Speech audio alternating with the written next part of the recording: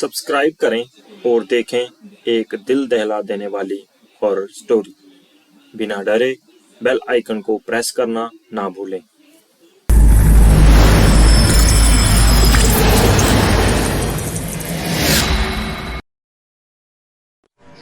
तो आज हम सुनेंगे एक सिर कटा हुआ भूत की कहानी। मयंक एक मल्टीनेशनल कंपनी में ब्रांच मैनेजर की जॉब करता था। एक दिन मयंक को ऑफिस से घर जाने के लिए लेट हो गया था। सर्दी की मौसम होने के कारण रात भी जल्दी हो गई थी। ठंड भी बहुत शुरू हो चुकी थी।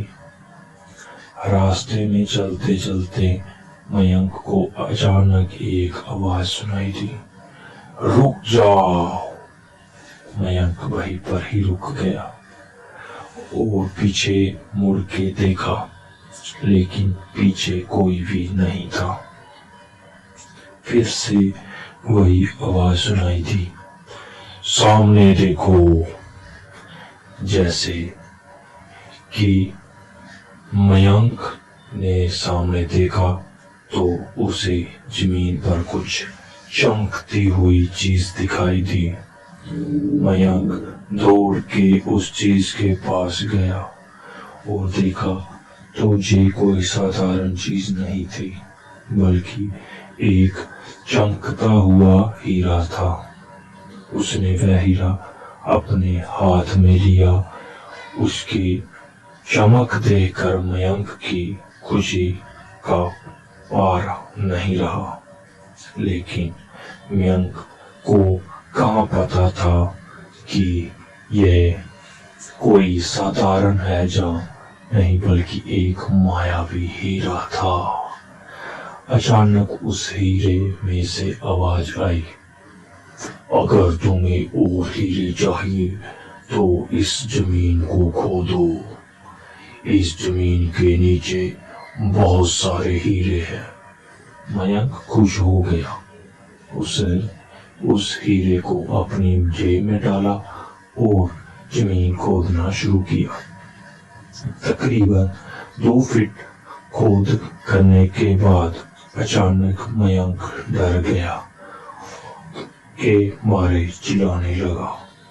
इसके कारण उसका संतुलन खो गया और वह जमीन पर गिर पड़ा, क्योंकि उस गड्ढे में से हीरे मोती नहीं, बल्कि किसी इंसान का कटा हुआ सर मिला। अचानक वह सर हवा में उड़ने लगा और बोला, डरो मत, मैं तुम्हें कोई हानि नहीं पहुंचाऊंगा। मैं तुम्हें बहुत सारे हीरे जेवरात भी दूंगा। बस मेरी बात ध्यान से सुनो। मैं जहाँ जाता हूँ वहाँ मेरे पीछे आओ। फिर वह सर हवा में उड़ा और जंगल की ओर बढ़ने लगा। तकरीबन 1 किलोमीटर चलने के बाद वह सिर रुक गया। मयंक भी रुक गया। फिर उस सर ने मयंक से कहा, इस जमीन के भीतर बहुत सारे हीरे मोती जवाहरात छुपे हुए हैं। इस जमीन पे खोद काम शुरू करो। मयंक खुश हो गया और उस जमीन को खोदना शुरू किया। खोदते खोदते उस जमीन के नीचे हीरा मोती तो नहीं मिले, बल्कि उस सर का कटा हुआ धड़ मिला। उस सिर ने कहा, अब तुम एक आखिरी काम करना है, उसके बाद मैं तुम्हें माला माल कर दूंगा। तुम्हें कहीं से भी 1 लोटा खून लाना होगा। मयंक ने बोला, 1 लोटा खून? पर मैं 1 लोटा खून कहाँ से लाऊंगा? उस सर ने कहा, चलो मेरे साथ। वो डरावना चेहरा मयंक को साथ लेकर थोड़ी दूरी पे गया।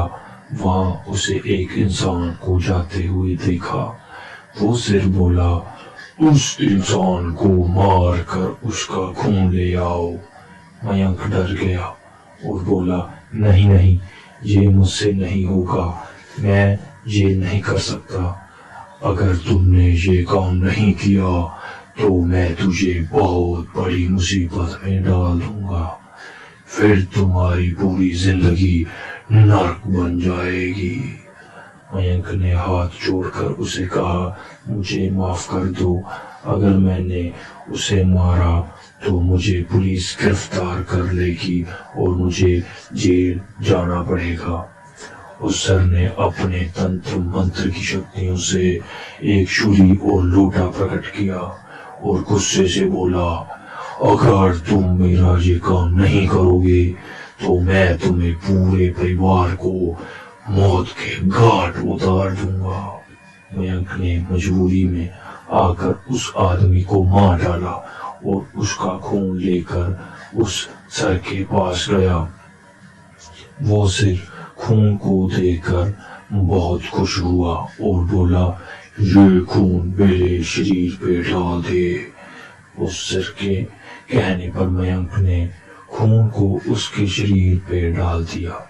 फिर कुछ ही देर में वो कटा हुआ सिर उस शरीर पे जुड़ गया। ये सब देखकर मयंक की हालत अब खराब होने लगी थी। वो उस भूत को देखकर काफी डर गया। जैसे ही वो भूत जिंदा हुआ तो जोर जोर से हंसने लगा और डरावनी आवाज में बोला, तुमने बहुत बड़ी गलती कर दी, तुम्हें मुझे फिर से जिंदा कर दिया।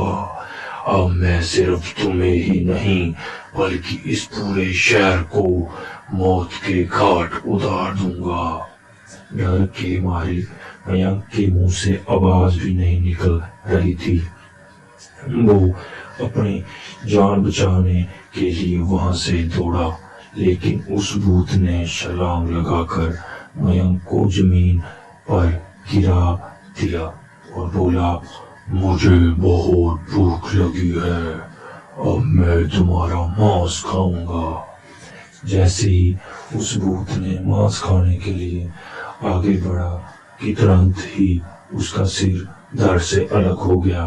मयंक समझ नहीं पाया कि आखिर ये चमत्कार हुआ कैसे। जब मयंक ने पीछे मुड़कर देखा तो एक अघोरी बाबा खड़ा थे। उस अघोरी बाबा ने कहा, जब तुम उस आदमी को मारकर उसका खून ले जा रहे थे तभी मैंने देख लिया था और समझ गया था कि कुछ तो बुरा होने वाला है, इसीलिए मैं तुम्हारे पीछे पीछे यहाँ तक चला आया और मैंने अपनी मंत्र की शक्ति से उस भूत को फिर से मार दिया। अब तुम निश्चित होकर अपने घर जाओ, अब तुम पर कोई खतरा नहीं है।